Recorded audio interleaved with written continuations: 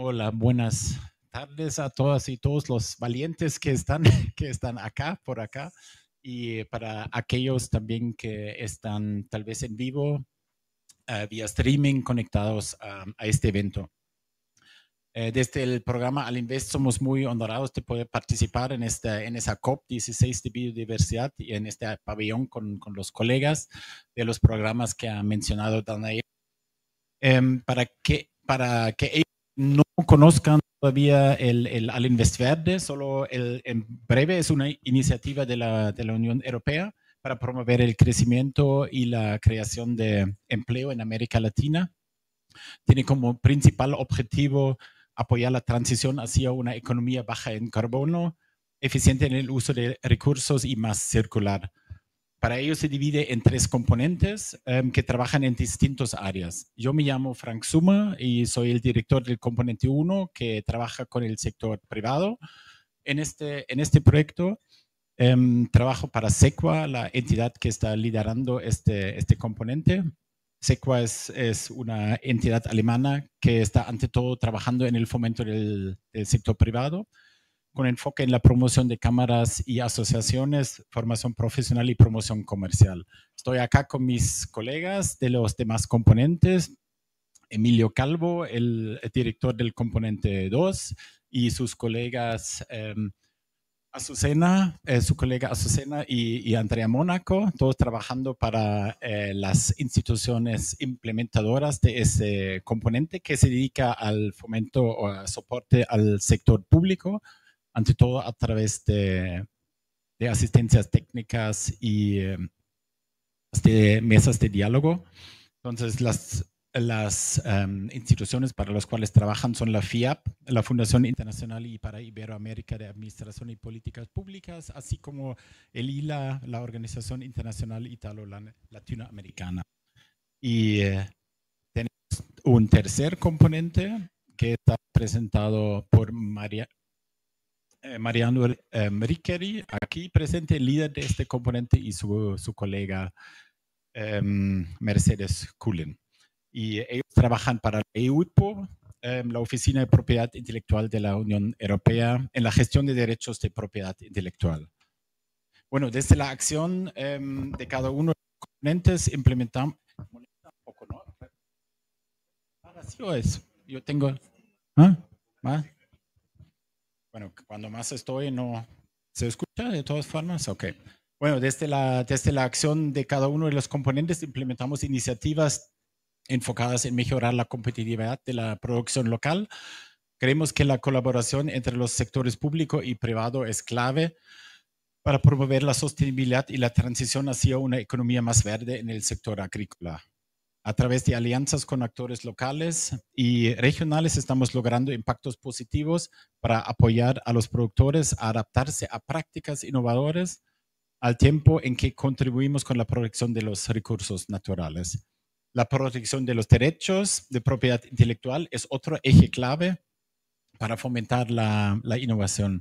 Desde el programa apoyamos a las comunidades para que protejan y valoren sus productos, promoviendo un modelo de desarrollo en el que se reconozcan sus aportes únicos a los sectores productivos. Como todos sabemos, el sector cacao es muy importante en la economía latinoamericana. Se enfrenta hoy al desafío de trabajar para la protección de bosques, evitando la deforestación y cumpliendo con los nuevos estándares para abrirse paso en el mercado europeo. El programa viene promoviendo acciones en el sector cacao con miras a mejorar las prácticas agrícolas, proteger la biodiversidad y lograr la preservación de los bosques. A través de Alinvest Verde se brindan recursos y asesoría que permite la implementación de procesos novedosos que minimicen los efectos sobre el ecosistema. Entonces, durante esta mesa compartiremos experiencias exitosas para construir una visión compartida hacia una cadena de valor de cacao más sostenible en armonía con los ecosistemas y las comunidades. Lamentablemente, Alberto Menghini todavía por el tráfico parece que está en camino y se va a juntar más tarde. Por eso me gustaría ceder la palabra a Javier Ortiz Bahamón, Es economista, MBA, especialista en desarrollo regional, con 25 años de experiencia profesional en entidades públicas, empresas privadas y entidades de la sociedad civil. Durante los últimos años se desempeñó como director de Tropical Forest Alliance para América Latina y recientemente se vinculó al European Forest Institute como experto en cadenas de valor para la región. Javier, adelante, por favor. Muchas gracias, Frank. Bueno, muy buenas tardes para todos. Primero, muchas gracias al Invest por esta invitación, por permitirme participar en este panel para hablarles un poquito de cacao, sobre todo de las oportunidades, pero también de los desafíos que tiene el cacao, en particular en la región de la Amazonía o Andes Amazonía, como un producto además originario de esta región. Entonces, voy a hacer énfasis, por supuesto, en esos atributos que tiene el cacao en función de la protección de la biodiversidad, que es lo que nos convoca en esta COP, y por supuesto de otros valores adicionales. No sé si hay algo para ir pasándola. Gracias. Bueno. Un poquito de contexto y me perdonarán los que conocen del sector, pero me parece importante de todas maneras ubicarnos un poquito al menos con algo de información sobre eh, cuatro países principales que abarcan la Amazonía: Brasil, Colombia, Ecuador y Perú. Lo primero, pues creo que todos conocemos que es un sector, como muchos de los sectores agrícolas, café, comparte las mismas condiciones, en donde la mayoría de los productores son pequeños. Pequeños productores me refiero a menos de 5 hectáreas, donde se produce mucho cacao fino de aroma. En gran parte de la Amazonía, al menos colombiana, donde se han hecho estudios, son suelos libres de cadmio, y tenemos una gran aptitud, según la UPRA, que es la Unidad de Planificación Rural y Agrícola del país, para crecer en cacao. En Colombia, como ven acá, solamente tenemos 13.000 hectáreas en cacao en toda la Amazonía, a pesar de que se ha venido promoviendo durante más de 20 años como un cultivo de desarrollo alternativo, sustitución de cultivos de uso ilícito. Todavía tenemos gran, digamos, posibilidad de crecer sin tocar el bosque. Valga mencionar que en la Amazonía colombiana, en una parte de la Amazonía, tenemos dos Amazonías aquí, Caquetá, Putumayo y Guaviare, que están muy intervenidas por la ganadería, versus una Amazonía que está mucho más conservada, que es Amazonas, Baupés, Guainía, etcétera. En esta área de Caquetá, Putumayo y Guaviare hay la posibilidad de transformar áreas en pasturas por cacao, por supuesto con todos los desafíos que implica recuperar esos suelos que han sido muy golpeados, incluso por las fumigaciones de glifosato, etcétera, pero también por la degradación de suelos, pero justamente el cacao nos ofrece la posibilidad de crecer sin tocar ese bosque.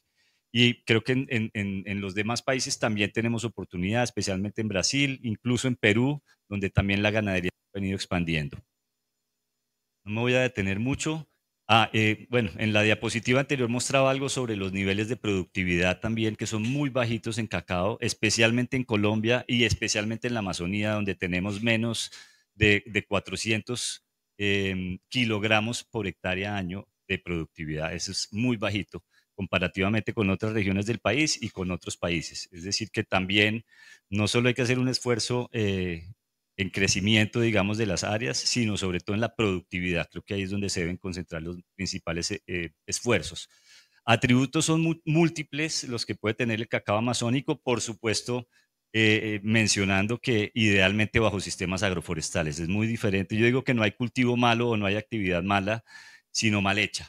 Y el cacao puede ser el caso también. Es muy diferente un cacao en monocultivo, tumbando bosque para ser establecido, que un cacao en sistemas agroforestales que promueven biodiversidad, recuperan suelos, capturan carbono, etcétera, etcétera. Entonces, digamos que tenemos digamos una necesidad de diferenciar la forma de hacerlo para que estos atributos sean válidos.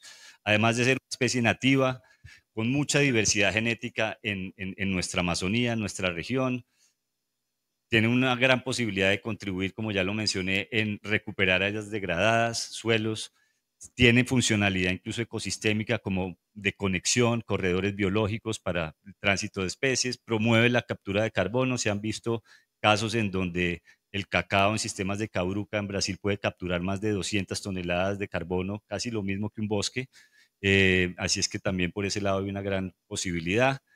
Y, por supuesto, un tema fundamental que es los ingresos al pequeño productor y que puede ser un sistema, digamos, multipropósito. Si no mejoramos los ingresos al, sistema, al pequeño productor o al productor en general, va a ser muy difícil hablar de conservación de los bosques. Así es que yo creo que esto es un aspecto esencial. No tiene que ser una primero que la otra, creo que se pueden impulsar en paralelo, digamos, pues el mejoramiento de los livelihoods o las condiciones de vida junto con todos los demás atributos que ofrece. Por supuesto, el cacao, especialmente países como Perú, pero también Colombia, en Brasil, pues da la posibilidad también de integrar todo el tema de género con muchas poblaciones indígenas también produciéndolo. Y pues todo el empleo que esto genera, ¿no? Que es muchísimo más que la ganadería. En ganadería podemos tener un empleado por 100 hectáreas, en cacao pues casi que por 10 hectáreas pueden manejar 2 o 3 empleados. Desafíos, pues por supuesto son múltiples. La transición hacia una producción de cacao más sostenible requiere, por supuesto, inversión, requiere conocimiento, requiere asistencia técnica, algo que poco tenemos en nuestros países. Desafortunadamente, los sistemas de extensión rural o de asistencia técnica, en especial en las zonas más apartadas del país, no llegan. Y el alto nivel de informalidad también que tenemos en la tierra y en la producción misma, pues hace que sea muy difícil para los pequeños productores acceder a crédito y acceder a crédito en condiciones favorables cuando son cultivos, digamos, de mediano o tardío rendimiento. Así es que hay muchísimos desafíos. Este que es fundamental, me parece el desafío de generar una economía forestal o una economía que privilegie los sistemas sostenibles de producción. Mientras que eso no se cuantifique, se valore, se compense, también va a ser muy difícil conservar los bosques. Los bosques en muchos casos se vuelven un problema para el productor en la medida que pagan los mismos impuestos que las áreas productivas, pero no reciben nada a cambio. Así es que yo creo que, y esto se ha discutido ampliamente en muchos de los eventos que hay acá, en la medida en que se vayan generando esos sistemas de compensación, bien sea vía mercados de carbono, mercados de biodiversidad, ojalá mecanismos que integren el bosque y no lo fragmenten en diferentes componentes, pues mucho mejor, pero creo que eso es una necesidad que tenemos apremiante. En temas de trazabilidad, monitoreo, pues hay dificultades todavía, lo que les mencionaba con la informalidad de predios en nuestros países. Muchos pequeños no tienen polígonos o no tienen, digamos, sí, como claridad sobre la tenencia de la tierra. Entonces es bien importante trabajar en eso. Y por el otro lado, en términos de monitoreo, todavía hay desafíos para poder identificar, digamos, con herramientas satelitales y demás sistemas agroforestales. Entonces también, digamos, hay necesidad de seguir avanzando en ese sentido. Bueno, y por supuesto evitar la degradación. Sabemos muy bien que en algunas partes también lo que se hace es no tumbar el bosque, sino simplemente degradar el bosque, sembrando cacao dentro de las áreas forestales, y eso puede ser un primer paso para la posterior deforestación. Aquí hay que tener mucho cuidado también con ese tema. Como EFI, como Instituto Forestal Europeo, menciono algunas de las cositas que consideramos importantes también trabajar, enfrentando, por supuesto, las necesidades de cumplimiento de la regulación, a pesar de que mucha de la producción cacaotera, la gran mayoría en nuestros países, en Colombia particularmente, se queda en mercado doméstico. No somos un gran exportador de la Unión Europea, pero aún así es un mercado atractivo por el valor que tiene este mercado y eso ha hecho que se mueva mucho más el sector digamos, en avanzar en el cumplimiento de la regulación, particularmente en identificar cuál es ese marco jurídico aplicable. Creo que todavía no tenemos mucha claridad al respecto, entonces creo que eso amerita unas discusiones, unos consensos entre los sectores productivos y públicos también, como para definir cuál es el marco aplicable, cuáles son las herramientas disponibles de información, cómo realmente se puede llegar a tener unos lineamientos más claros para que el sector pueda cumplir, digamos, sobre todo con ese componente, digamos, de la legalidad que es desafiante, entre otras porque casos como Colombia, Perú, sabemos que la norma aplica a partir de 2020, pero en términos de legalidad la deforestación es ilegal en Colombia desde 2011, igual que en Perú, entonces ahí tenemos que irnos unos añitos atrás, es decir, ver eso realmente cómo es que aplica, yo creo que es bien, bien importante. El otro desafío importante es integrar al mercado áreas deforestadas. Eso, por supuesto, área deforestada 2020, a partir de 2020 no aplica para entrar a la Unión Europea. En Colombia tenemos una política bien importante para sustitución de cultivos de uso ilícito, incluso ahorita, y es casi que la bandera del gobierno, es cómo transitamos de manera, digamos, más bien concertada con los productores y no a través de fumigación o forzosa a que se muevan hacia las actividades lícitas. Entonces ahí pues creo que es un debate que es importante dar. ¿Qué pasa con esos productores que a pesar de que hayan cometido el error de deforestar, pues ya quedan de por vida excluidos del mercado? O si ya va a haber posibilidades en el futuro de discutir sobre compensación, sobre remediación, para que pues, el hecho de estar en la ilegalidad no los lleve todavía pues a más deforestación o a meterse cada vez más al bosque. Entonces yo creo que eso es una discusión que es importante. De todas maneras, la regulación de la Unión Europea, a pesar de que no exportamos carne, exportamos poco cacao, café más o menos, palma no mucho, sí ha movilizado muchísimo a los sectores, a los gremios y en general a los exportadores a ir mejorando sus sistemas de información, ir integrándose mucho más en la cadena con los pequeños productores y teniendo más información. Entonces yo creo que en Colombia tenemos acuerdos de deforestación, por ejemplo, desde el año 2017 que se firmó el primer acuerdo, todavía no se hablaba de la regulación y apenas se empezó a hablar de la regulación, eso generó una dinámica muchísimo mayor alrededor del cumplimiento de la legalidad, del monitoreo, la trazabilidad, etcétera. Entonces yo creo que por lo menos se ha dado un mensaje importante de política. Siempre habrá mercados, o por lo menos durante un buen tiempo, que absorban esos productos que no puedan cumplir con la regulación, pero sí ha generado, digamos, mucha más sensibilidad en los gremios, en los sectores, los exportadores, en torno a la necesidad de integrar la sostenibilidad como, digamos, central dentro de su negocio. No sé cómo estoy de tiempo, si ya se me cumplieron los 10 minutos, o sea que podemos seguir otro poquito. Bueno, por supuesto, no hay una sola fuente de información suficiente para cumplir con la regulación de la Unión Europea. Aquí tenemos que convocar a los diferentes actores. Cacao, para el caso del cacao en Colombia, por ejemplo, ha venido haciendo un esfuerzo importante en mapear todos los polígonos de cacao. Café, afortunadamente, ya lleva años de ventaja en ese sentido, pero un poco el mensaje es que tenemos que interoperar diferentes fuentes de información. Son múltiples fuentes de información que hay, algunas más actuales que otras, pero la única forma de llegar con transparencia a demostrar el cumplimiento de la norma definitivamente es mediante la acción colaborativa y mientras se crucen diferentes fuentes de información. Y por supuesto también los aprendizajes entre países. Yo creo que es bien importante generar esos intercambios entre países. Ecuador tiene muchos avances en certificación, en Perú muchos avances en esta iniciativa de huella digital que se llama de mapeo de pequeños productores. Colombia tiene un sistema de monitoreo de bosques y carbono a nivel nacional sólido, aunque un poquito atrasado. Entonces yo creo que siempre es bueno estar intercambiando y aprendiendo, y para los productores y los exportadores especialmente es de mucho valor poder intercambiar este tipo de experiencias. Esto lo va a pasar muy rápido, simplemente una diapositiva mostrando un trabajo que hizo EFI, que yo, pues como bien lo decía Frank, estoy muy recién vinculado, todavía aprendiendo, pero este fue un trabajo que se hizo de acompañamiento a Costa de Marfil.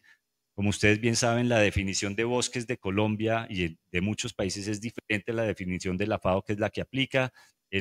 La cobertura de dosel aquí en Colombia para que se considere bosques 30%, la Unión Europea es 10%. Entonces hay necesidad de que las instituciones nacionales de monitoreo y en general las plataformas revisen muy bien cuál es el tipo de uso de suelo, cuáles son las condiciones que ofrece el análisis que hace el país para adaptarlo de alguna manera al cumplimiento de la regulación. Este ejercicio se hizo en Costa de Marfil justamente contrastando con las dos definiciones, la de país versus la de la Unión Europea, y tratando de armonizar esas dos fuentes de información según las definiciones y, donde sea el caso, justificar por qué un área que aparece como bosque para la Unión Europea no necesariamente lo sea, por el tipo de cobertura, por el tipo de uso de suelo, etcétera, etcétera.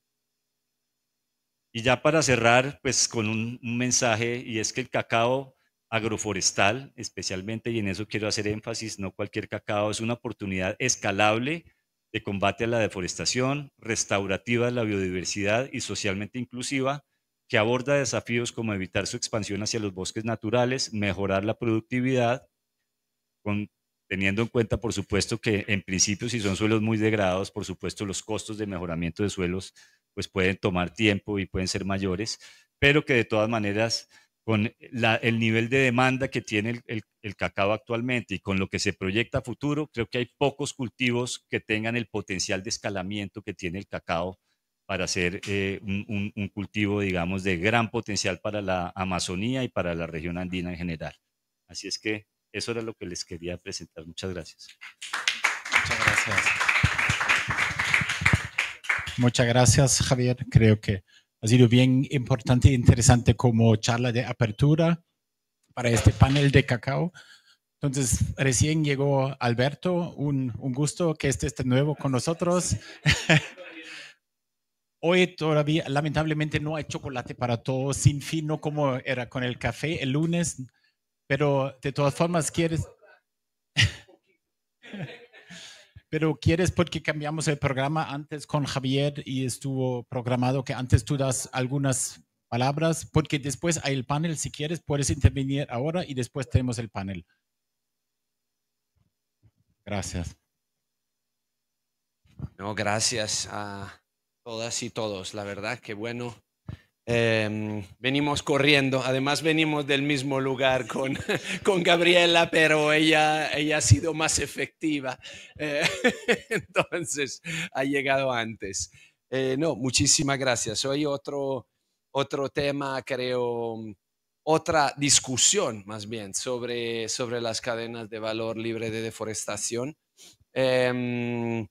Un tema que hemos visto y nos complace mucho que en esta COP16 se ha venido posicionando en muchísimos espacios. En realidad, muchos más de los que nosotros pensábamos. O sea, vemos que evidentemente es un tema muy actual por varias razones. Estamos aquí, de hecho, con varios parlamentarias europeos, que serán los que deberán tomar la decisión en los próximos días sobre una posible extensión o no del plazo de cumplimiento.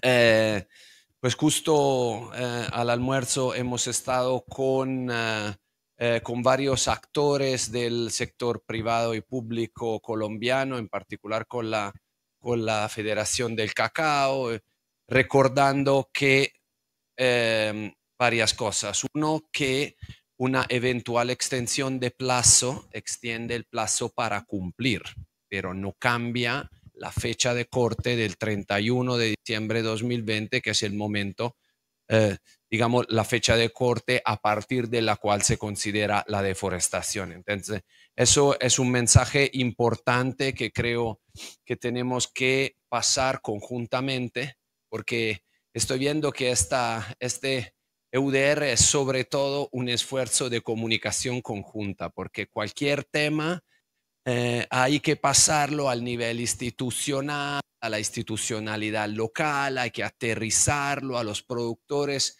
y a veces pues creo en el afán de hacer cosas, y no me refiero a nadie aquí en la sala, pero hay una gran cantidad de proyectos de cooperación que van a territorio, dan mensajes que no son necesariamente alineados con las políticas. Creo que entonces hay que mandar mensajes claros. Uno es, bueno, si tenemos un poco de tiempo, pues muy bien, aprovechámoslo para cumplir mejor, pero no nos relajemos.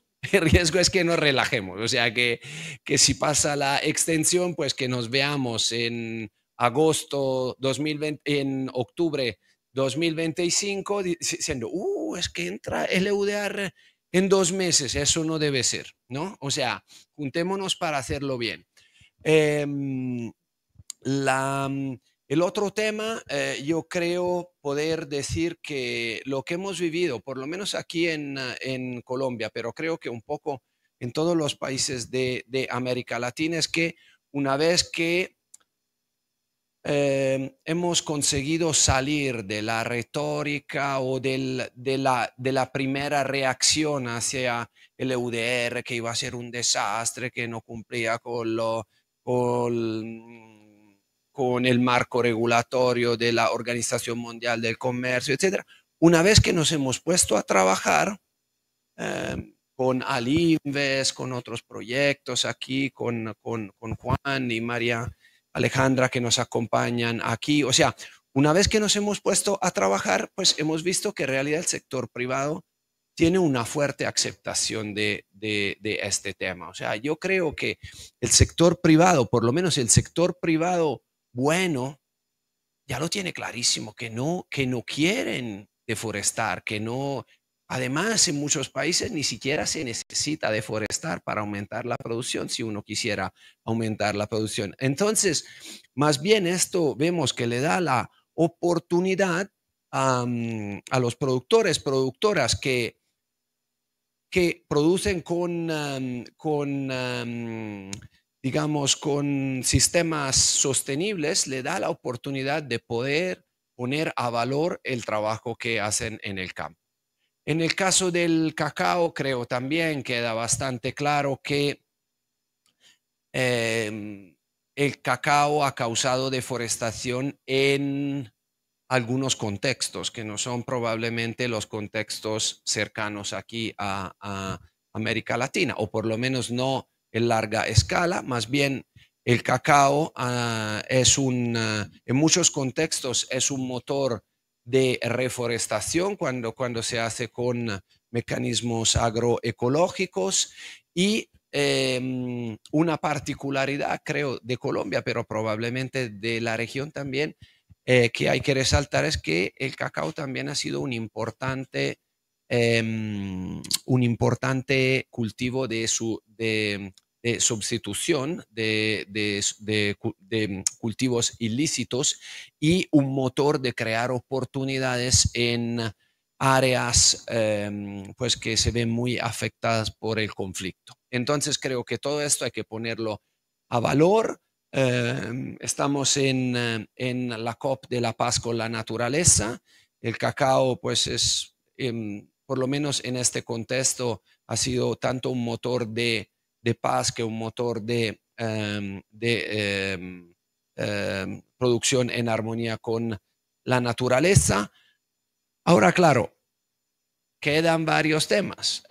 Uno es el tema de la legalidad, y sé que en todos los países pues estamos trabajando. Lo que pensábamos que iba a ser el tema más complicado, que era el tema de la trazabilidad, creemos que en realidad se ha demostrado más fácil, no digo fácil, pero un poquito más fácil de lo que pensábamos, gracias a la tecnología, a los datos satelitales, al blockchain, al compromiso de los gremios, etcétera. El tema de la legalidad, obviamente, pues tal vez en un inicio no lo teníamos tan claro, pero sí es un tema muy grande, potencialmente de cumplimiento mucho más difícil, porque pues cumplir con el 100% de un marco legal que en muchos casos no está totalmente claro, no está totalmente asimilado por parte de las instituciones, pues sí, puede ser problemático. Entonces yo creería, si hay esta extensión en este año, enfocarse en el trabajo en estos temas.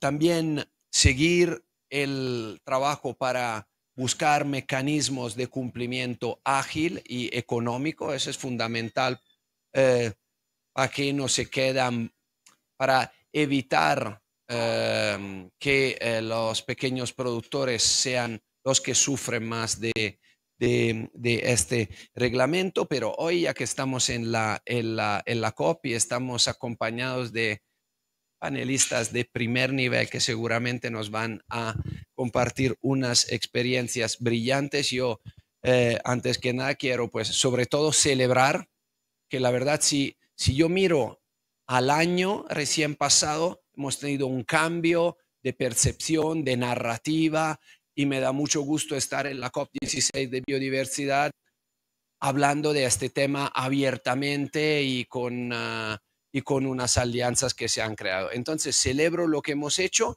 y conjuntamente todas las empresas, las agencias de cooperación, las instituciones, los gremios, celebro eso y espero pues que antes de la próxima COP miraremos atrás y diremos, bueno, qué buena experiencia que ha sido la entrada en vigor de la EUDR. Muchas gracias de nuevo y gracias, Alberto. Entonces, con esto, muchas gracias por tus palabras introductorias y con la presentación de Javier, terminamos ese primer bloque y cedo la palabra a Mariano, quien va a moderar la segunda parte, que es el panel. Gracias. Muchas gracias. Bueno, vamos sin más preámbulos porque creo que Alberto y Javier han hecho una introducción magnífica de los temas que se van a hablar hoy. Invito a pasar a nuestros panelistas de hoy. Daniela Cerón, directora de Certificación Sanitaria de Agrocalidad de Ecuador. Gracias. No se preocupen, había guardado el papel, pero bueno. Ray Meloni, que es director de MSG, firma de abogados, que es experto en valorización a través de las indicaciones geográficas de sistemas, del cacao. Paulina Espín, que es la representante del proyecto Cadenas de Suministro de Cacao Resilientes, que por cierto es un proyecto que está financiado por el componente 1. Y finalmente Gabriela Álvarez, que ya se sentó, gracias Gabriela, que es la fundadora de Colcocoa de Ecuador. Cedo la palabra primero a nuestra primera ponente, Daniela, por favor. Les voy a pedir, sí, 10 minutos, porque estamos un poco justos, pero tenemos mucho tiempo para preguntas.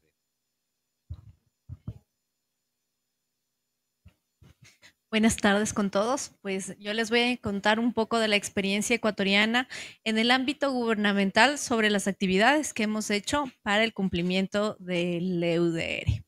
Quiero tomarme un poco las palabras de lo que mencionó hace un momento Alberto, de que esta nueva norma ha hecho que rompamos paradigmas y que cambiemos los esquemas de trabajo. En Ecuador ha sido en cierto aspecto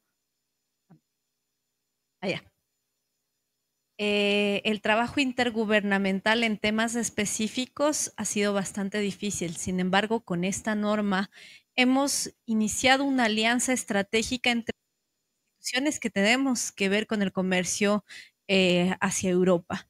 Entonces, se creó un comité interinstitucional de producción y comercialización sostenible que está integrado por el Ministerio de Producción, Comercio Exterior, Inversiones y Pescas, el Ministerio de Agricultura y Ganadería, el Ministerio de Ambiente, el Ministerio de Relaciones Exteriores y Movilidad Humana, y también como entidades complementarias y entidades que estamos ayudando al cumplimiento es Agrocalidad y el SRI, que es la entidad de control de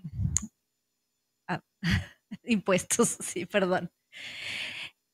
Como tal, Agrocalidad es parte del Ministerio de Agricultura, somos una entidad adscrita, sin embargo tenemos nuestro propio sistema de administración, pero esto no nos hace independientes al ministerio y entonces en función a esto nosotros estamos trabajando en el subcomité de trazabilidad.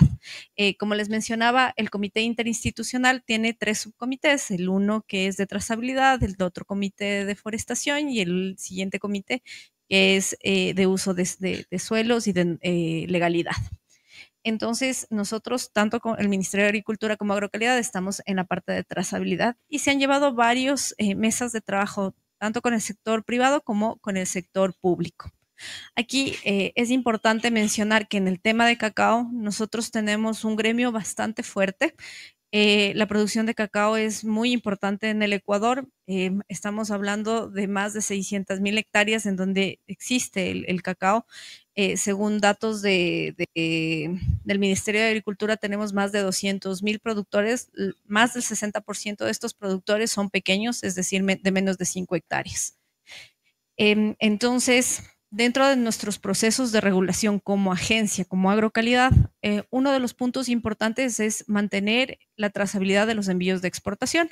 Y por ende, nosotros tenemos un sistema que está vigente desde el 2014, que es el sistema guía, es el gestor unificado de información, y con el cual pues venimos trabajando todo lo que es el registro de los operadores. Bueno, me adelanté un poco, estamos de lo que hablaba de las alianzas y de la articulación público-privada, primero hablamos de los ministerios, hablamos de la articulación que tenemos con los gremios, de todo de cacao y de café, y también finalmente el apoyo que hemos recibido de la Unión Europea a través del All Invest Verde. El tema de trazabilidad se lo está manejando a través del Acuerdo Ministerial 23, en donde establece los lineamientos de trazabilidad. Como les mencionaba, el punto de inicio de la trazabilidad es el registro, que se lo hace a través del sistema guía de agrocalidad, que es el gestor unificado de información. En tanto los productores, comercializadores, centros de acopio y exportadores deben estar registrados y cada una de las operaciones se registran. También es importante mencionar de que dentro de este registro nosotros trabajamos de una certificación gubernamental que es de las buenas prácticas agropecuarias, que en el tema del cumplimiento de la norma europea se creó con un adicional que es libre de deforestación. Entonces, tenemos la certificación de buenas prácticas agropecuarias con el adicional de deforestación y que se lo está trabajando en conjunto con el Ministerio de Ambiente. El sistema que estamos trabajando también con el Ministerio de Agricultura permite que exista una consulta pública de la información base del registro de los operadores y de la producción que se tiene. Actualmente el sistema guía tiene ya un registro, como les decía, tenemos desde el 2014, sin embargo, el total de las operaciones la vamos a manejar con los arreglos que estamos realizando a través del sistema. Entonces, uno de los puntos claves y que han sido el motivo de conversa, de unión y de afinar entre el sector público y privado es la geolocalización. Entonces, el sistema guía en los módulos de registro tiene un adicional que se está trabajando, que es que el operador pueda registrar la geolocalización. Ya lo hacíamos, sin embargo, no era precisa. El nuevo sistema, la mejora que se está haciendo en el sistema, va a permitir de que sea exacta y que también podamos contar con el polígono que va a registrar el productor y en sus sitios de producción. Bueno, aquí tenemos un ejemplo de cómo es el registro del sistema guía. Dentro de nuestros procesos también está contemplado los sistemas de formador de formadores, es decir, que vamos a tener un equipo de técnicos capacitados que van a encargarse de capacitar a los productores y a los centros de acopio para poder realizar este registro de dos formas, ya sea el registro manual con un aplicativo que es in situ offline, y también un registro masivo que se lo realiza a través de los centros de acopio. Los centros de acopio de forma privada llevan una trazabilidad de todos los productores y en donde ellos llevan la información básica que contiene también nuestro sistema guía. Entonces, la funcionalidad, como les mencionaba, está enmarcado en tener los datos básicos, ya sea el RUC o la cédula del operador, todos los operadores, para nosotros el operador es el productor, el comercializador, el acopiador y el exportador, deben estar en el sistema guía y cada uno indica sus áreas de producción y sus áreas de trabajo. Entonces se registran todas las áreas. Aquí estamos esquematizando un poco más cómo es el registro del sistema guía. Entonces el código único es la cédula de identidad del productor, o puede ser también el registro único, que es el RUC, registro único de contribuyente, que eso se lo maneja a nivel nacional. Entonces, esa es la línea de inicio del registro. Una vez que se ha hecho la inscripción del operador, empieza a registrar sus áreas. Entonces, ubica el lugar donde tiene sus operaciones. En ese lugar puede tener tanto un centro de acopio como un sitio de producción. Entonces, el área es el total del productor y el sitio de producción ya son cada una de las actividades que están haciendo. Entonces, ahí tenemos un ejemplo. Lo que está en color más oscuro es el área del operador y estamos marcando de que tiene un área de cultivo 1 y un área de cultivo 2, que el uno es de cacao, el otro es de café. Tenemos productores que tienen varios tipos de cultivos y cada uno tiene una codificación diferente. Entonces, la codificación del sitio es la codificación que lleva el número de RUC o de cédula, más un número secuencial específico que da el sistema en función a la operación, al lugar donde está ubicado y también hacia la superficie que tienen cada una de las operaciones. Entonces, todas estas actividades que hemos estado trabajando últimamente es con el motivo de mejorar nuestros procesos y de que sea más asequible para el productor y para toda la cadena. Uno de los principales problemas que nosotros hemos tenido con nuestro sistema es que dice que es muy cuadrado, el término que ocupa el sector, que no es muy amigable. Entonces, con las mejoras que se hace actualmente, va a permitir que tanto el centro de acopio pueda hacer un registro masivo de todos sus operadores, de que el operador como tal pueda tener un registro directo en campo a través del aplicativo y que también el personal que está siendo capacitado en los sistemas de formador de formadores pueda hacer una verificación in situ de la comprobación de la geolocalización y de la información que ha llenado el productor. Entonces, con esto estamos enmarcando la primera parte de lo que pide la norma, es decir, ya los sitios registrados, saber de dónde proviene el producto, saber la ubicación como tal y esto como punto base en la trazabilidad. Esto se marca también con nosotros en la parte fitosanitaria porque nosotros al hacer una certificación como tal, lo que nosotros procuramos es que le podamos dar al importador, a nuestros homólogos la información precisa y poder determinar las causantes en caso de que se den algún problema de notificaciones o de alguna intercepción. Los desafíos que nosotros hemos tenido aquí es lograr que el 100% de operadores llegue a registrarse. Si es que existe una extensión de la norma, nos dan un colchoncito a nosotros para lograrlo. Estamos con los tiempos muy limitados y de hecho el trabajo que se ha venido haciendo con All-Invest ha sido de gran ayuda, pero los tiempos nos apremian. Entonces, lograr esto es bastante complicado. Otro de los puntos es querer que el productor cumpla con una regularización. Muchas veces el productor tiene la concepción de que un registro o llevar información conlleva al pago de nuevas, o sea, nuevos pagos, más impuestos. Muchas personas tienen bonos que es de apoyo al productor, piensan que se van a quedar sin estos bonos. Entonces, llegar al público a explicarles cuál es el objetivo y el por qué es necesario que se sepa la información completa, nos ha llevado bastante tiempo. Se está trabajando, como les mencionaba, con los gremios y sobre la difusión y divulgación de la nueva norma para que entiendan el por qué es necesario tener una trazabilidad completa de los sistemas.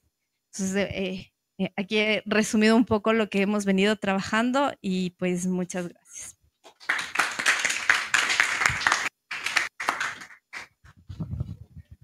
Muchas gracias. Le paso la palabra a Ray Meloni.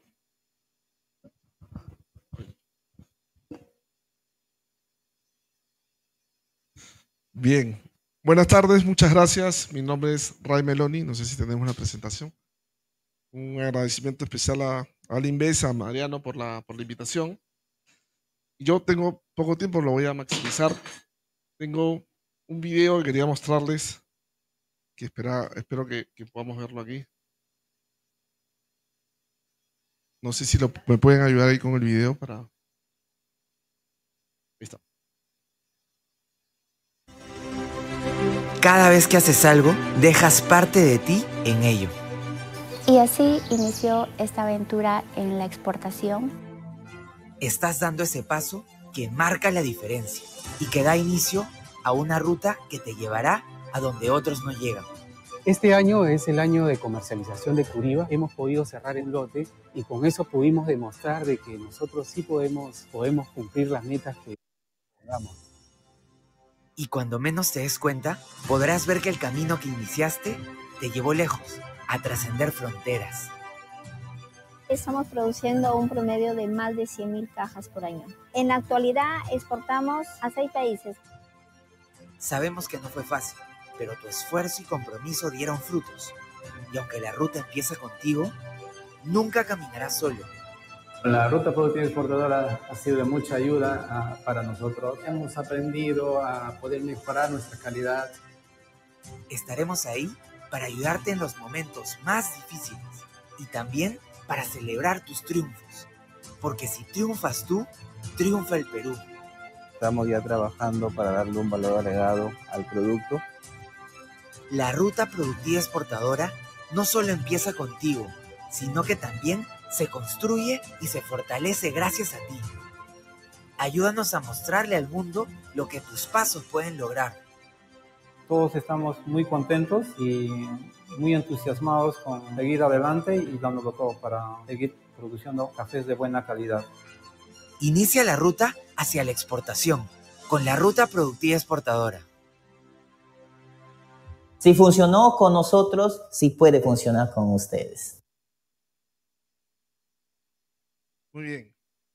He querido iniciar esta presentación con este video para comentarles que en el Perú estamos haciendo un trabajo articulado. ¿Okay? Entendemos claramente Compunche Perú, Gobierno del Perú, que es importante tener un producto de calidad. Creo que todo empieza teniendo un producto de calidad, pero lo cierto es que está demostrado que tener un producto de calidad no es suficiente, ¿no? Como dicen en mi tierra, no solamente es importante saber poner los huevos, sino aprender a cacarear.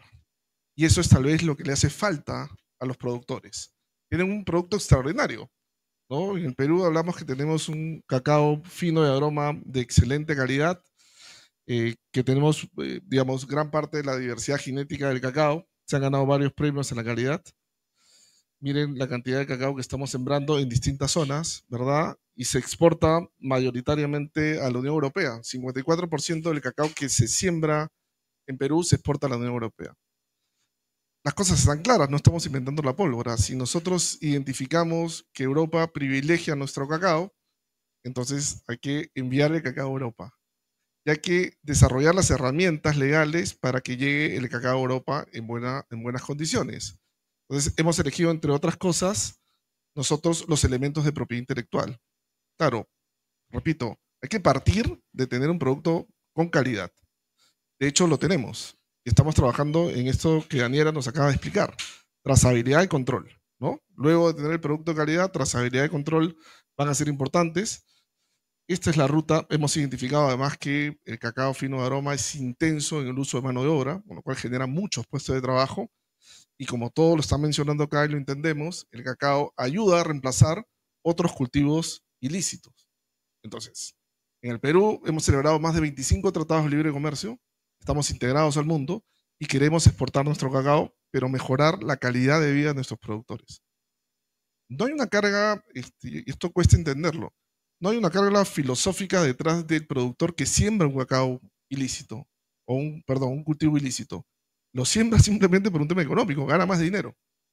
Y hay que competir contra eso. Hay que generar un cultivo que pueda acceder a consumidores que tienen mayor capacidad adquisitiva y que obviamente más por su cultivo. Y con eso va a reemplazar el cultivo ilícito. Tan simple como eso.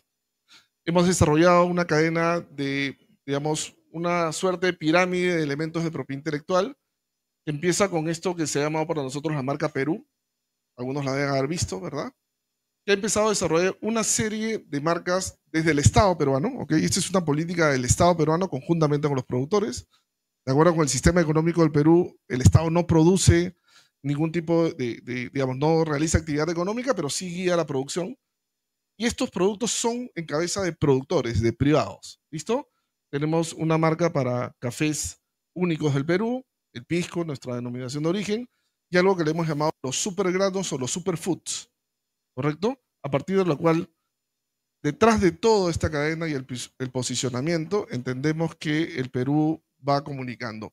Todo esto se ha atado a algo que se ha llamado gastronomía peruana. Entonces, entendemos comercialmente que la locomotora va a jalar vagones. La locomotora para nosotros es la gastronomía peruana. Cada vez se abren más restaurantes peruanos en el mundo, y los restaurantes peruanos no solamente se están posicionando la gastronomía peruana porque tenemos buenos cocineros y buenas recetas, sino además por la calidad de los insumos. Y los insumos son estos. Entonces se están desarrollando muchas marcas de eso. Estamos protegiendo el estándar. Estos son todos los superfoods que Perú ha identificado. Supergranos, superhierbas, superfrutas, superhortalizas, supertubérculos y otras líneas. Y se desarrollan una serie de marcas colectivas, una serie de marcas de certificación, pero cómo no, indicaciones geográficas y también denominaciones de origen para posicionarse, ¿no? Sigamos acá, miren, tenemos un cacao Amazonas Perú, lo mencionaba Javier, dentro del Amazonas, que compartimos también con el Ecuador, con Brasil y con Colombia. Tenemos una denominación de origen para el cacao Amazonas del Perú. Y estamos trabajando, se está exportando principalmente, pero debajo de ello hemos desarrollado muchas marcas colectivas que agrupan a pequeños productores. Claro, las marcas colectivas nos sirven porque van a reducir los costos o se van a convertir costos y se van a maximizar las utilidades. Pero además de las marcas colectivas también se usan marcas individuales. Todo dentro del mismo esquema, ¿no? Entonces tenemos la marca Perú, las marcas colectivas, las denominaciones de origen y las marcas individuales, todas promovidas de alguna manera por el Estado peruano. Esta es una gestión estratégica de todas las marcas para que vean de alguna manera. También tenemos una cultura sostenible. Estamos trabajando también en el marco de todo eso. Todo detrás o bajo el paraguas, si quieren, de la marca Perú. Cafés y cacaos. Estamos tratando de posicionar esto a nivel internacional. Detrás de cada producto hay una historia que contar, ¿verdad? Hay una tradición. Finalmente hay el esfuerzo de los productores y queremos que esto sea reconocido a nivel internacional. Todos estos distintos programas se van a articular, ¿ok? No es un trabajo aislado, repito.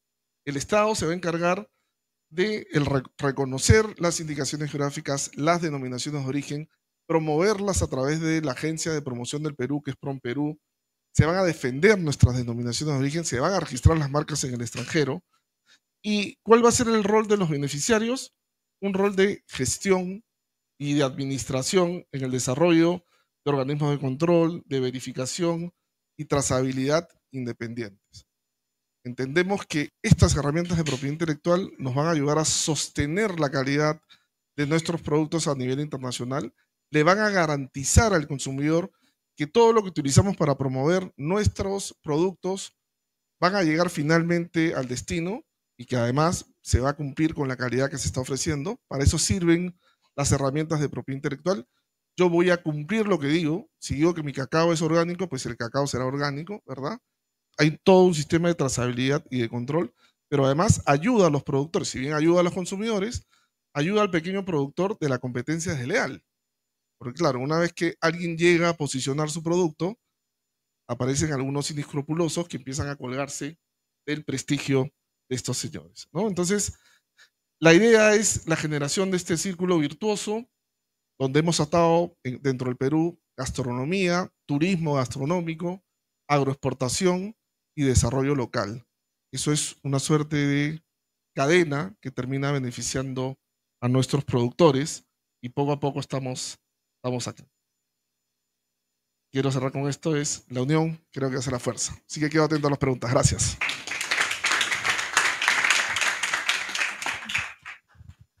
Muchas gracias, Ray. Sin más preámbulos, te invito a pasar, Paula, por favor. Paula Steam. Paulina.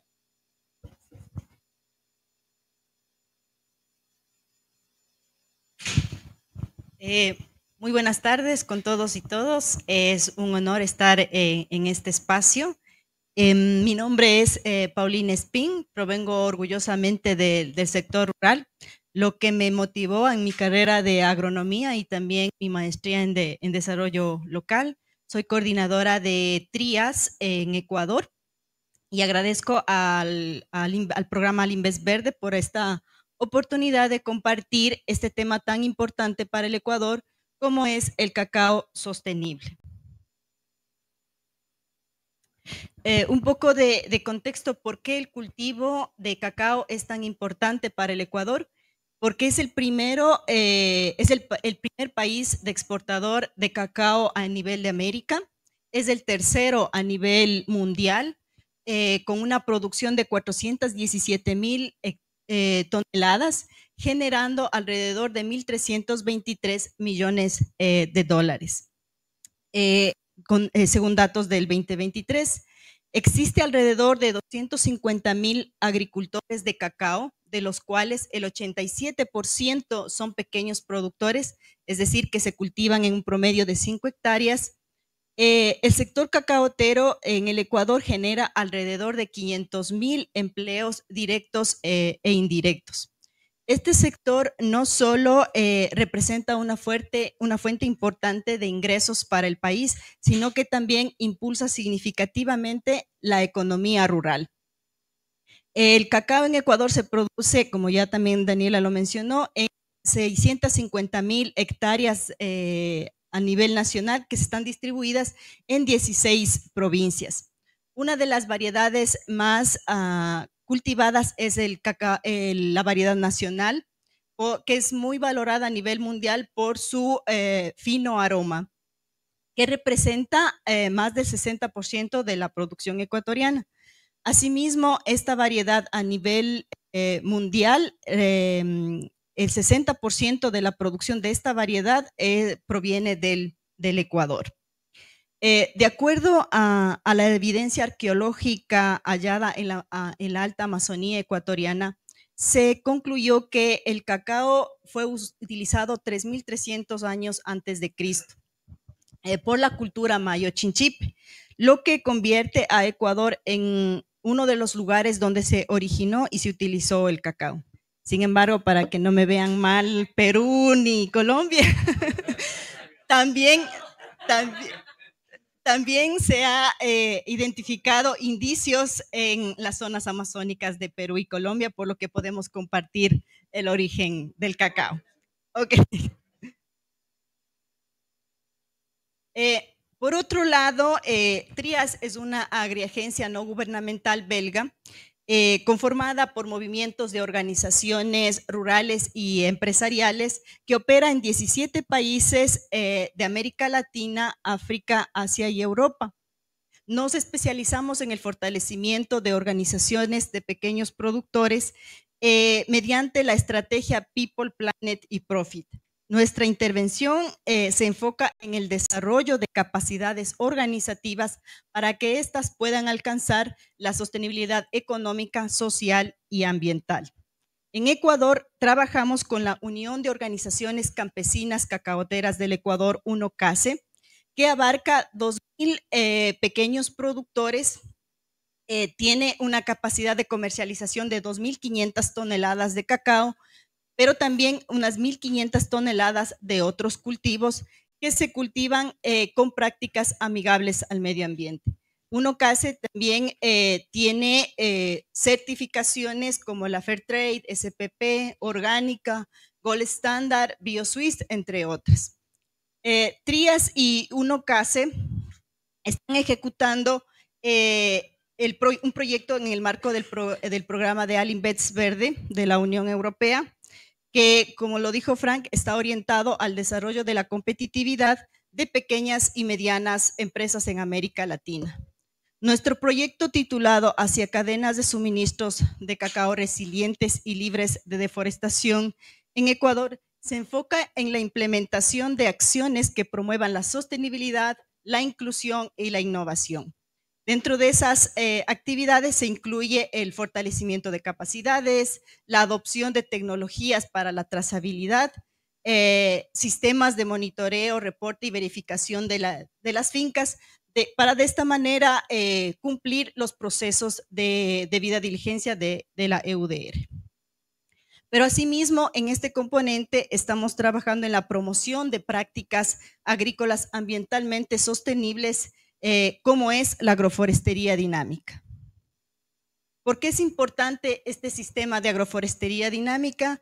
Es porque replica la estructura dinámica de un bosque natural integrando árboles y cultivos en un mismo espacio. Este sistema contribuye significativamente a la conservación de recursos naturales, sobre todo el suelo, el agua, y promueve la biodiversidad. En agroforestería se siembran diferentes tipos de especies con diferentes estratos o alturas y en diferentes ciclos de vida. Lo que hace que estos cultivos se complementen y se desarrollen, evitando la competencia entre ellas. Aquí podemos ver también un diseño de una finca de cacao implementada bajo el sistema agroforestal, en donde el cacao es el principal cultivo y existen otras especies que se cultivan en asocio.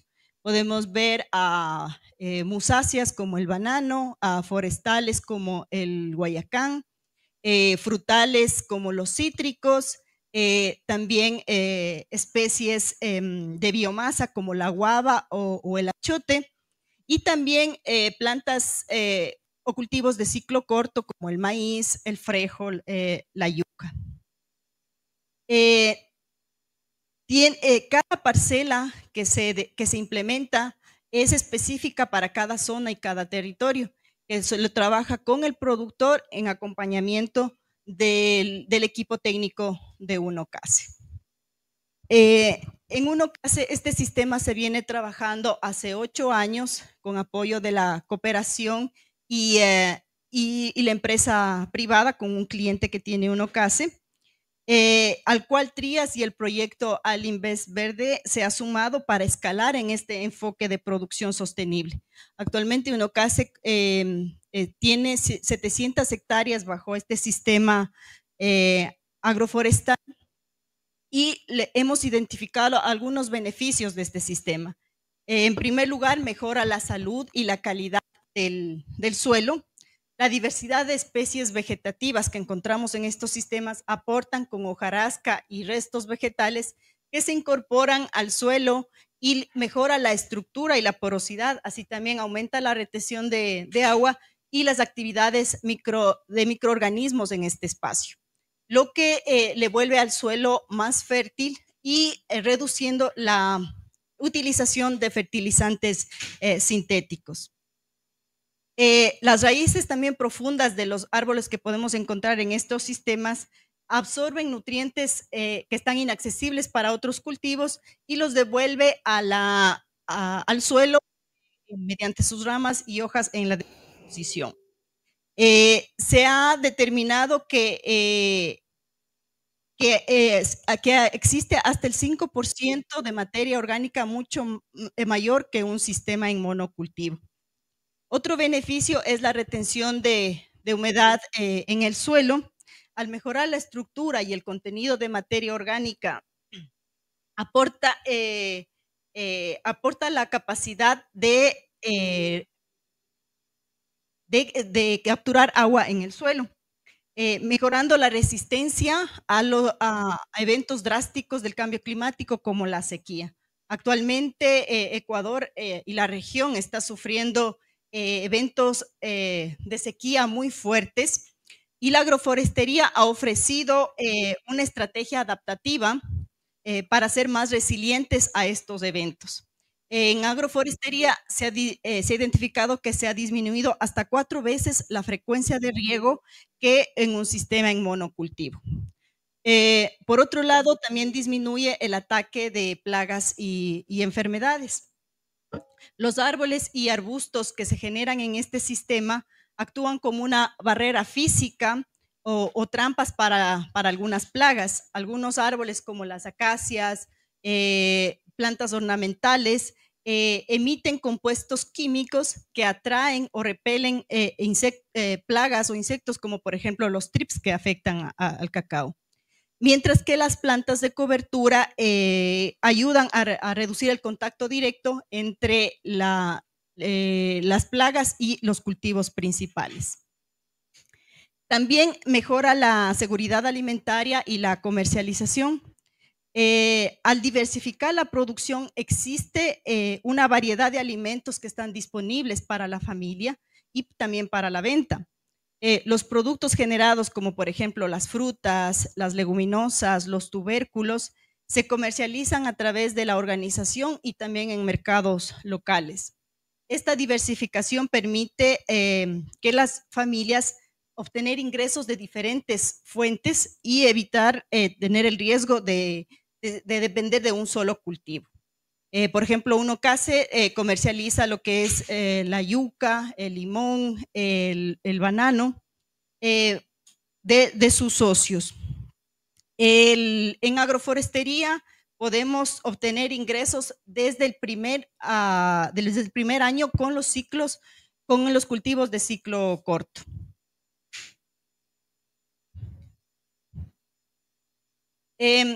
Para hablar de cacao sostenible, aparte de las prácticas amigables al medio ambiente, se debe considerar la inclusividad de jóvenes y mujeres como una estrategia clave para la sostenibilidad, porque las mujeres tienen las responsabilidades de la gestión económica y alimentaria de la familia. Además, posee un profundo conocimiento de la biodiversidad. Por otro lado, el relevo generacional es importante para el futuro del sector agrícola. Podemos también, los jóvenes y las mujeres ayudan a dar continuidad a estas prácticas sostenibles, facilita la introducción de innovaciones en las parcelas, revitaliza las comunidades. También con la generación de emprendimientos se pueden dar oportunidades de empleo en el sector rural. TRIAS ha fomentado con Unocase procesos de inclusión bastante efectivos.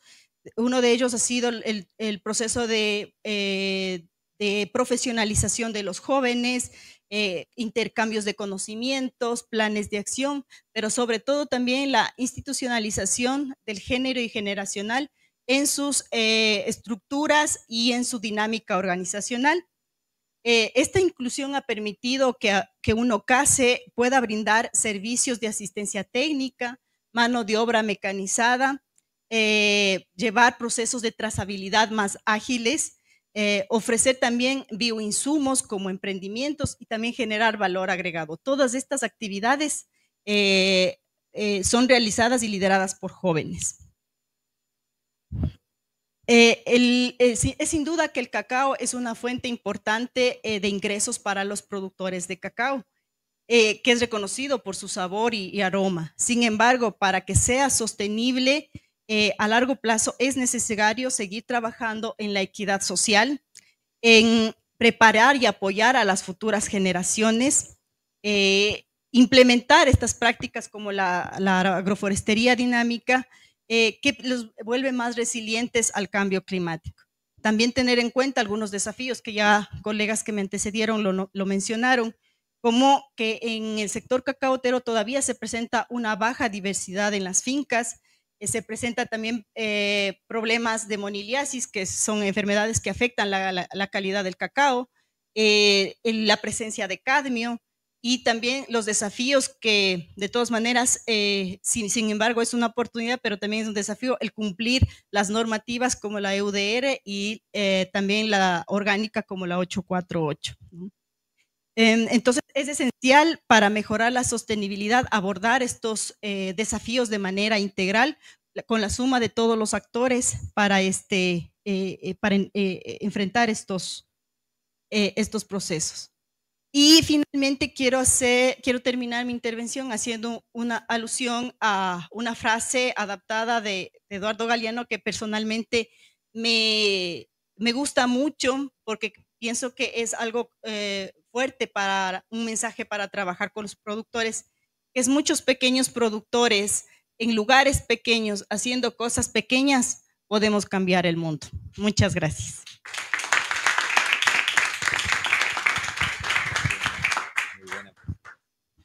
Muchísimas gracias, Paulina, por esa presentación con elementos además tan innovadores como la reforestación dinámica, que fue un aspecto muy interesante. Quiero presentar a nuestra próxima ponente, Gabriela Álvarez, fundadora de Colcocoa. Muchísimas gracias. Esta vez sí esperé, ¿viste? Que me llamaran. Bueno, muy lindo estar acá. Muchísimas gracias por la invitación y la verdad que ha sido un gusto estar trabajando y colaborando con Alinvest y con la Comunidad Europea en este periodo. Pero por ahí para empezar había un tema, el otro día estaba pensando, no sé si les ha pasado con esto del UDR, que por ahí se extiende un año. Cuando uno se mata estudiando para un examen, pero se mata y no duerme y se va y llega el día antes del examen y el profesor dice, ¿saben qué? Vamos a hacerlo la semana que viene. Y uno está como, bueno, qué alegría, tengo más tiempo, pero ay, la pucha.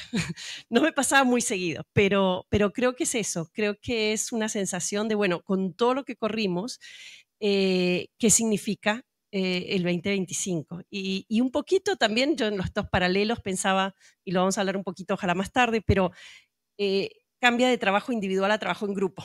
Es como que si el primero era examen individual, nos da el tiempo ahora para hacerlo en grupo. Y entonces, ¿cómo aprovechamos el 2025? Entonces, bueno, un poquito,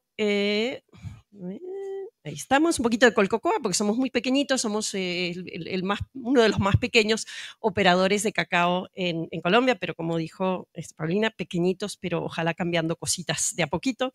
Estamos operando desde el 2012, trabajamos con 2.500 familias rurales en Colombia, 18 cooperativas, asociaciones. Tenemos nuestro propio programa que se llama Echar Pa'lante, nacido del Huila para toda Colombia y ojalá ahora hablando con Ecuador también, un programa más enfocado, más que en las prácticas, en el impacto, y con el que nos sentimos muy orgullosos. Y en el tiempo que hemos estado, hemos exportado unas 17.000, somos exclusivamente exportadoras y desde hace 22 horas tenemos 97% de los polígonos de todos nuestros productores en la base de datos armados y presentados al cliente e integrados en su mapa. Así que el último día ha sido agitado, muy bueno. Como decimos, hay mucho todavía desafío, temas de legalidad, y vamos a hablar un poquito de eso y cómo lo manejamos.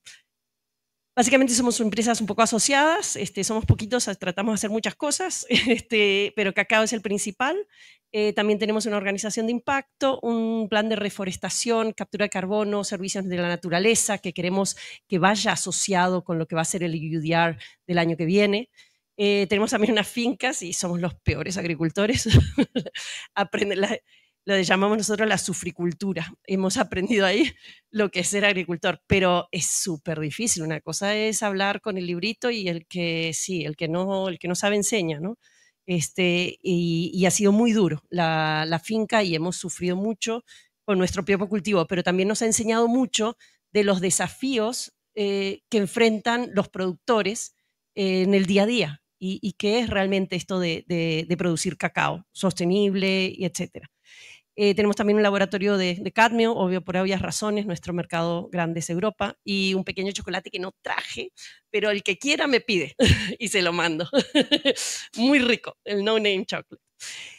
UDR es una amenaza, y perdón porque las slides están en inglés, no leí el memo, pensé que era en inglés la presentación, pero bueno, la vamos a hacer en español. Es una amenaza y una oportunidad.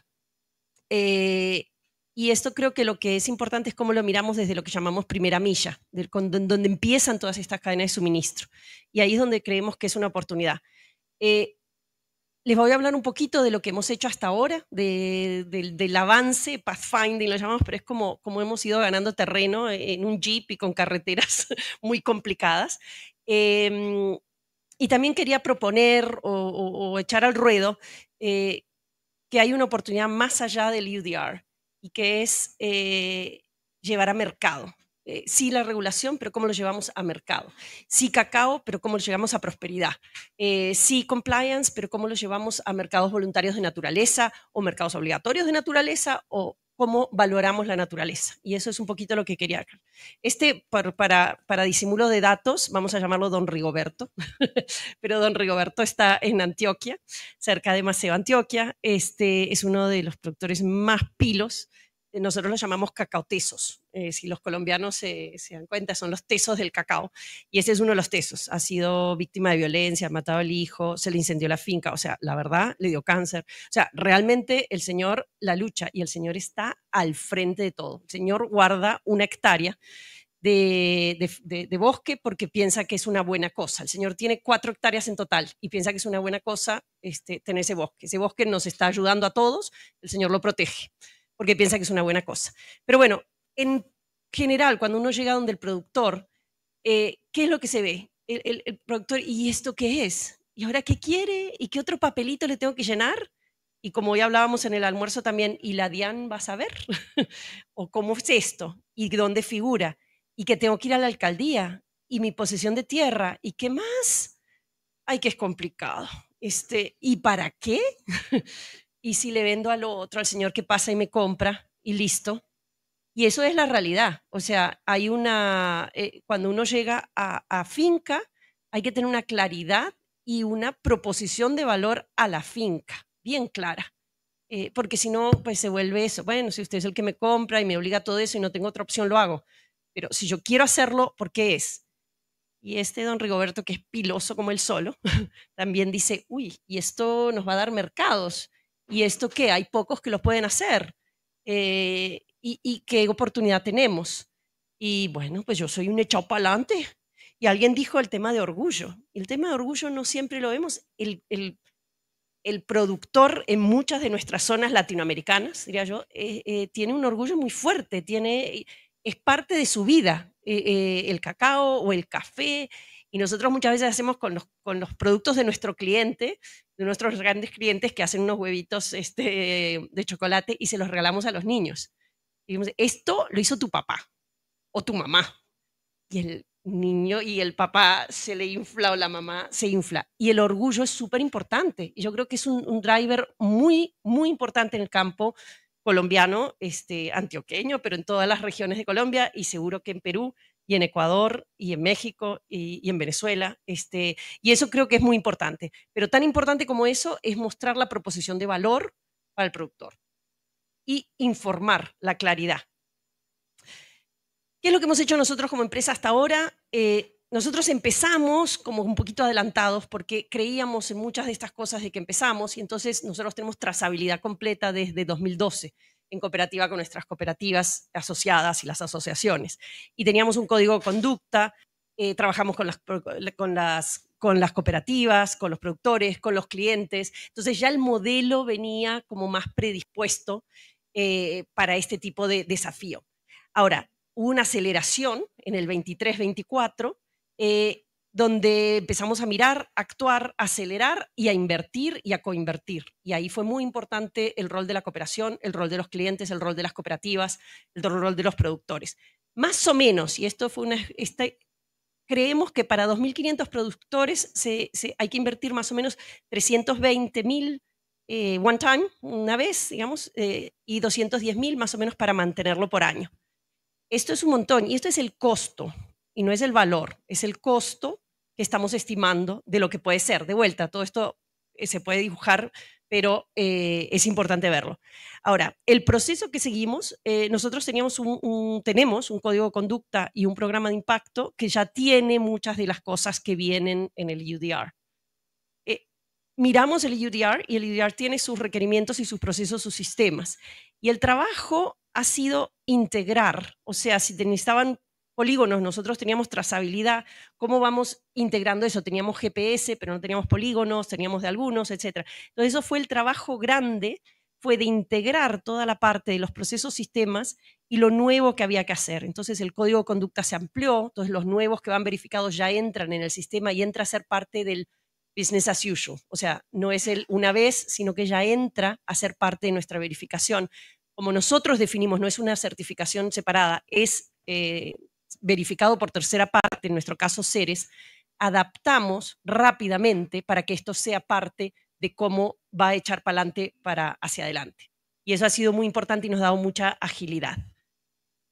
Y básicamente la acción, que es la parte pues, complicada obviamente, y que tiene que ser a nivel finca, a nivel cliente y a nivel COP. Esa ha sido la parte más rápida, porque esa es la que vamos solos, casi solos, con los que siempre jugamos.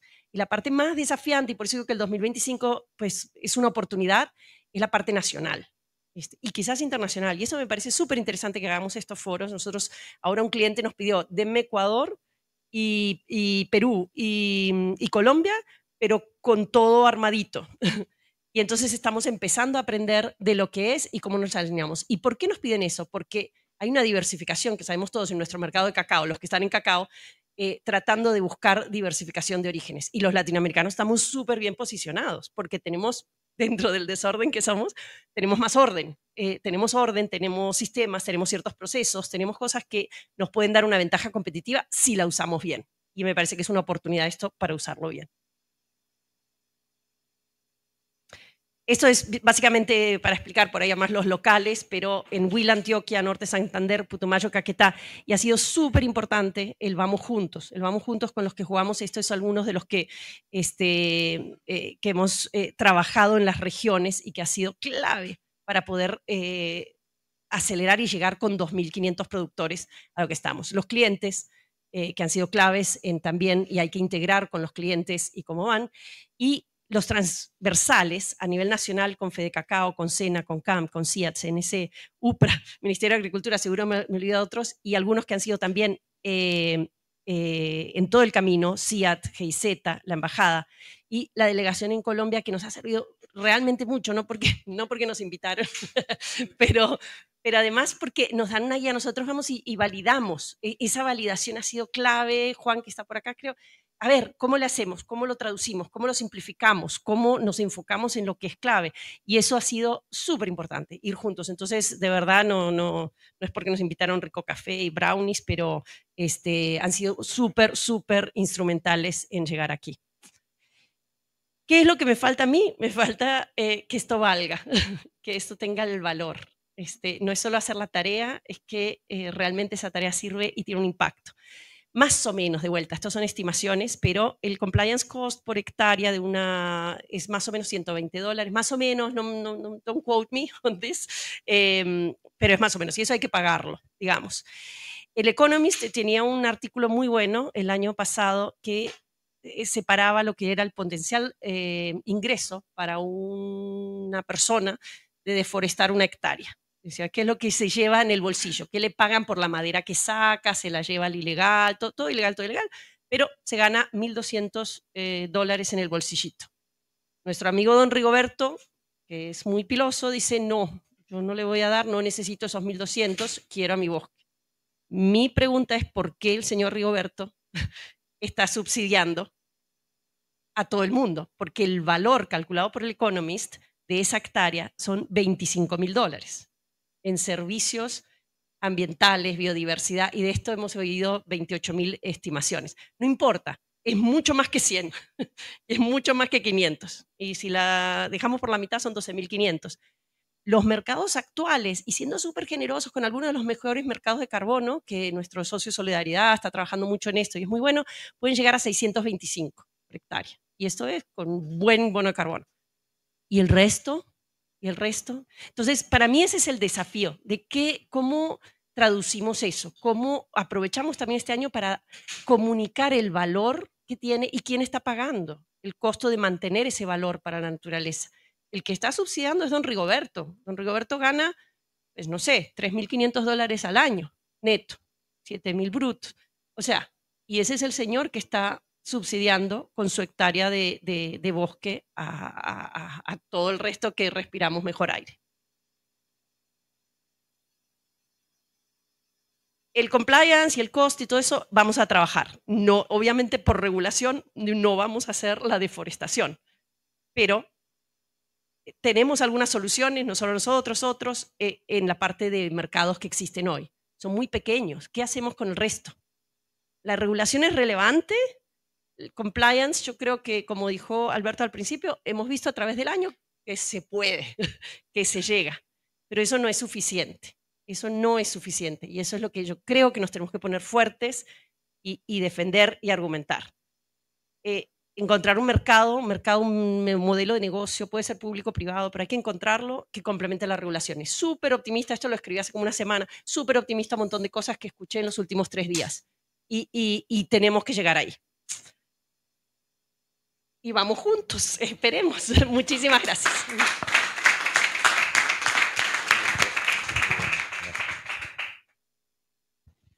Muy bien, abrimos un espacio de preguntas.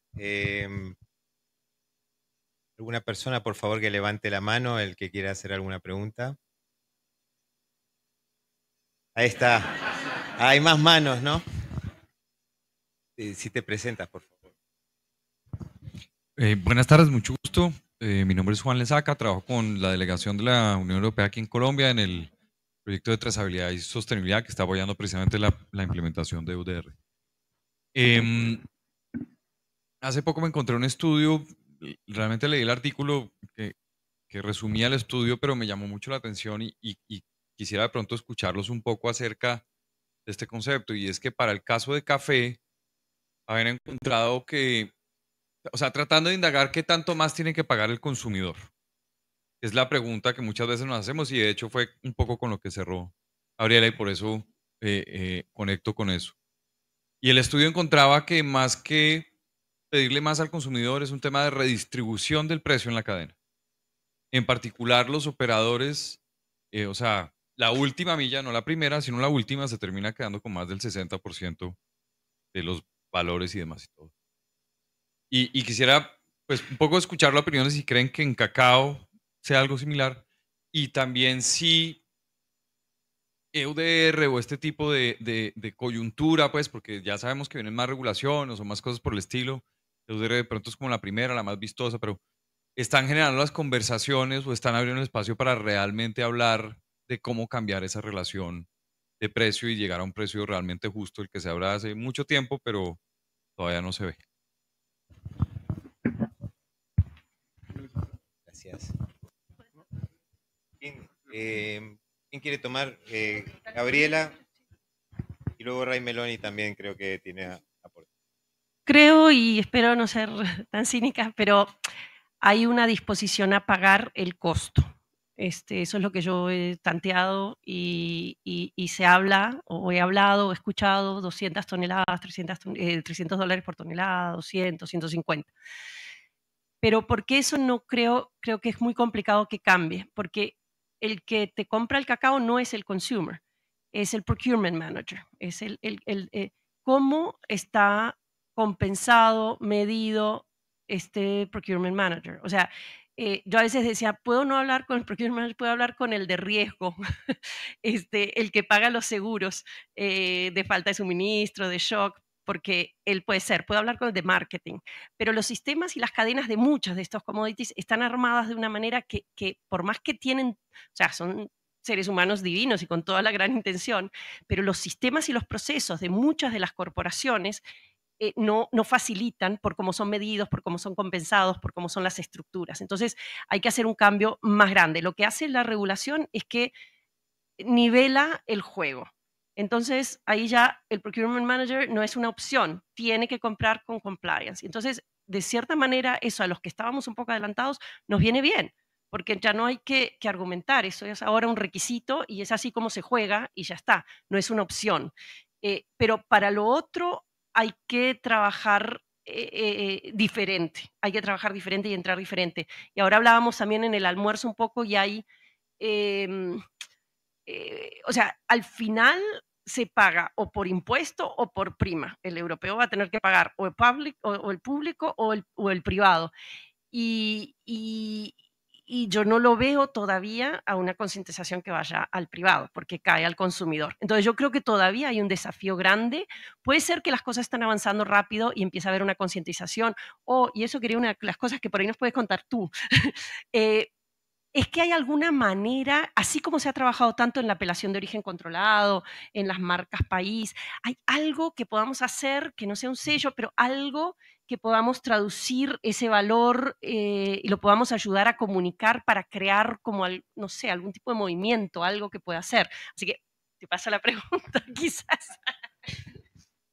A ver, sí, yo creo que aquí la propiedad intelectual nos va a poder ayudar muchísimo. Y trata de transformar de alguna manera el commodity en speciality. Eso es, ¿correcto? ¿Cómo transformamos, cómo construimos eso? A través de las herramientas de propiedad intelectual. El café de Colombia es un ejemplo de eso. ¿Cuánto está la gente dispuesta a pagar por un grano que está certificado por la Federación de Cafeteros de Colombia? ¿Y cuánto por uno que no lo está? ¿Correcto? Ahí está el margen. ¿Dónde va el beneficio? Directamente al productor y pasa por un tema de organización, de redistribución. Europa es un buen ejemplo. Cuando uno va a Europa, tú exportas un producto que tiene denominación de origen, ingresa por un canal privilegiado. Antes de los tratados de libre comercio no se pagaban impuestos, ahora tienes un tratado, no lo pagas, pero antes no pagabas mucho antes, ya estaba beneficiado. Y sigue una cadena que está privilegiada. Uno entra a cualquier supermercado y en un lado, en Europa, vas a encontrar productos que tienen denominación de origen y otros que no lo tienen. Los que tienen denominación de origen tienen un precio y el que se dirige al mercado que tiene productos con denominación de origen no está mirando el precio. Está buscando calidad, obviamente, seleccionada, está buscando un producto único que tiene una historia que contar, que tiene un control, que tiene una trazabilidad, todo eso que ustedes han mencionado, pero está englobado y condensado en una etiqueta que se llama denominación de origen o indicación geográfica. Que esa etiqueta que dice indicación geográfica o denominación de origen le garantiza al consumidor que todo esto que promueven ustedes, efectivamente le va a llegar. Y que además está siendo, digamos, responsable con el tema de la comercialización. O sea, que esto le va a llegar al productor. Que no se va a quedar el beneficio en el camino, porque muchos de estos productos, que es lo que nos pasa a nosotros en esta parte del mundo, son materias primas. Y el beneficio, pues no lo vemos aquí. No queremos satanizar a ninguna empresa productora de café, ni de cacao, ni de chocolate, pero lo cierto es que en la ecuación, el que vende la materia prima se queda con un profit muy, muy pequeño. Del otro lado está el tema, ¿no? 4, y alguna vez alguien por ahí dijo 2%, ¿no? Y del otro lado está el... Entonces, ¿cómo hacemos para que de alguna manera empecemos, a agregar valor desde aquí? ¿Por qué no podríamos transformarlo? Si tenemos, digamos, este producto único y característico desde aquí, tal vez sea importante empezar a dar un paso más y, digamos, no solamente exportar el grano de cacao, sino hacer el chocolate de este lado, ¿verdad? Y empezar a comercializarlo así. La propiedad intelectual nos ayuda muchísimo a garantizar este tema, porque además es una moneda de cambio. Funcionó mucho con Perú, porque en Europa, claro, las denominaciones de origen o las indicaciones geográficas han nacido en Europa. Cuando tú exportas un producto con indicación geográfica o con denominación de origen, el europeo sabe, está dispuesto, esto está demostrado. El 40% del consumidor europeo está dispuesto a pagar 20, 30% más por un producto que tiene una denominación de origen respecto a otro que no la tiene. O sea, es un tema económico. Bueno, estamos utilizando ese camino y creo que esto está generando beneficios. Pero es un tema de tiempo. Yo creo que de la noche a la mañana no se construye Roma, pero creo que ese es el camino que hemos encontrado, digamos, para que se recompense de mejor manera a nuestros productores, ¿no? Eso es. No sé si... Ray, y completando, y Gabriela, ¿puede ser la sostenibilidad en la producción una parte de esa prima de valor que aporta la propiedad intelectual a través de la indicación geográfica o de otras herramientas? Sí, por supuesto, ¿no? Si todos estamos preocupados en esto, porque a veces uno entiende que el cambio climático golpea a los más pobres, ¿no? No, nos afecta a todos. Pasa que a los más pobres nos golpea más, ¿listo? Pero no sé si han visto las noticias, en Valencia 60 muertos y siguen contando, ¿listo? Y va a seguir pasando, ¿no? Entonces, si todos nos volvemos efectivamente conscientes de lo que puede pasar y estamos recompensando debidamente a estas personas que no están deforestando, que más bien al contrario, están conservando los bosques, y bueno, habría que ser, digamos, y contribuir en ese sentido. O sea, estoy de acuerdo, Mariano, creo que eso va a funcionar súper bien, ¿no? Sí, sí. ¿Alguna preguntita más? Tiene 3 chocolates. ¿Ves? Funciona, ¿eh? No los dé muy rápido. A los speakers también el chocolate, ¿no? Dos cosas rápido, por favor. Primero, para presentarme, director del CIRAD para América Latina, pero más importante, He trabajado 40 años en cacao en mi vida, pero no aquí en América Latina, más quedo en Costa de Marfil, Ghana, Togo, Nigeria, Camerún, Indonesia, Vietnam y India. Y esos países es 80% de la producción mundial. Y yo veo que en términos de organización del sector, no es no tan avanzado que ustedes aquí en América Latina. Y tengo dudas que ellos pueden seguir todo lo que es cero deforestación y todo eso, trazabilidad. Yo no creo que están listos. Y entonces ustedes estaban promoviendo cooperación entre países andinos. Por favor, tratan de hacer cooperación con otros productores del mundo porque se necesita. Costa de Marfil, país en lo cual hubo una deforestación masiva en los últimos 30 años, no está preparado. Tampoco Ghana. En Indonesia, el gobierno hace que gente viene de zonas con mucha población para otras islas como Sulawesi y todo, para deforestar y hacer cacao, café y otras cosas. Entonces, todo lo que es deforestación sigue en esos países. Entonces, eso es el primer punto. El segundo punto rápido es que francés, como ustedes pueden ver, hablando español, nosotros trabajamos mucho en denominación de origen y creo que eso es muy bueno. Y denominación de origen significa un producto hecho en una zona con un diferente manera de producirlo.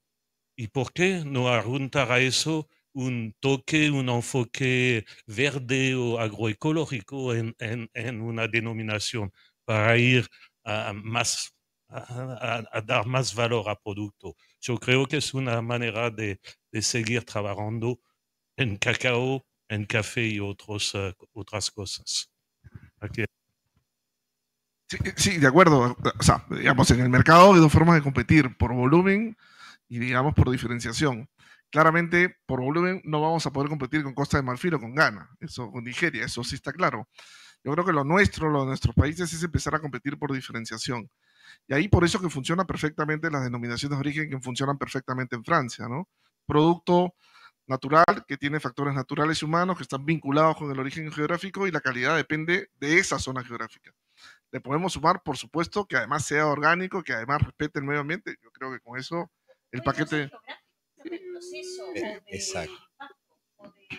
Es que ahí tenemos dos figuras que calzan perfectamente. Una es la denominación de origen, que sí tiene que ser todo producido en origen, y el otro es la indicación geográfica, que no necesariamente es de origen, pero que la reputación proviene de esa zona.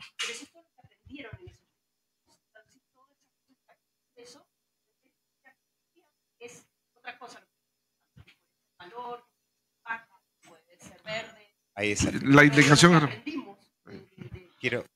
Perdón de cortarlos porque creo que justo podríamos continuar, pero bueno, perfecto.